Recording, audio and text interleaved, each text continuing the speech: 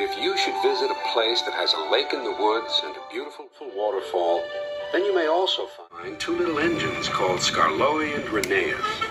The engines know everybody, everybody knows them.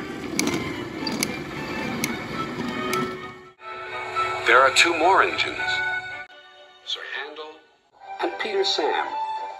They used to be called Stuart and Falcon, but they like their new names better.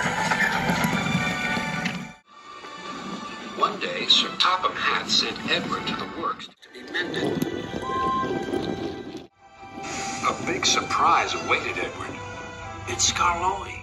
What's he doing here? Skarloey was pleased to see Edward. I've been sent here for a rest, he sighed. I was put in this shed so that I could see everything and not be lonely. But I do miss Rheneas. He's going to be mended. I wish I could be mended too and pull coaches again. Just then, some workmen arrived. We're going to take you to the works now, Edward. Come along. Goodbye, Skarloey. Your railway's a lovely line. Oh, it is, it is. You've cheered me up, Edward. Goodbye.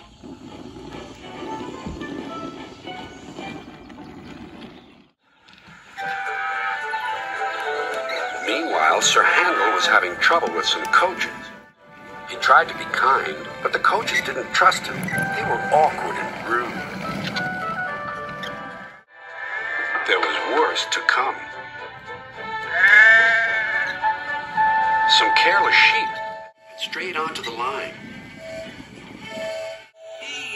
He's bumped us, screamed the coaches. Let's get back at him. They surged into Sir Handel and pushed him off the rails. No one was hurt, but Sir Handel limped sadly to the shed. No more work for you today, said his driver. How are we going to pull the visitor's train without an engine? What about me, sir? Skarloey, can you do it? I'll try, said the old engine.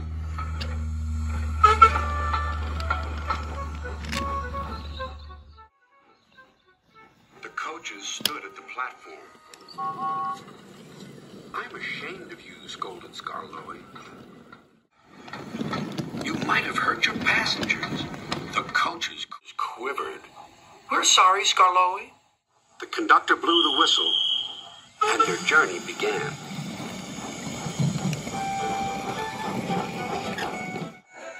Skarloey remembered all the gates and stiles where he had to stop. The sun shone. The rails were dry. This is lovely, sang Skarloey.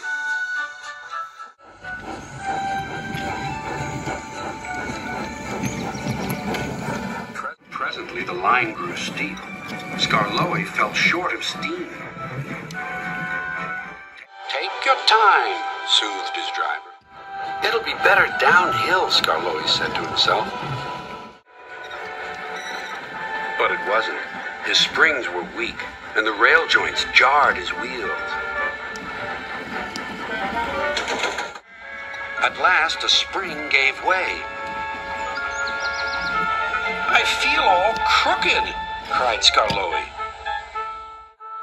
We'll need a bus now for our passengers, sighed his driver. No, pleaded Skarloey. I'll get them to the station or burst.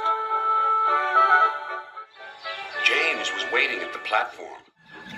Clanging and clanking, Skarloey steamed in. I'll do it. I'll do it. I've done it.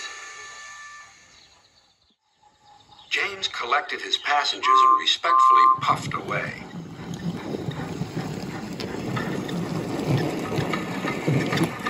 Everyone was pleased with Skarloey, but he was still worried. Old engines can't pull trains like the young ones can. They can if they're mended, Old Faithful, smiled his driver. And that's what's going to happen to you. You deserve it.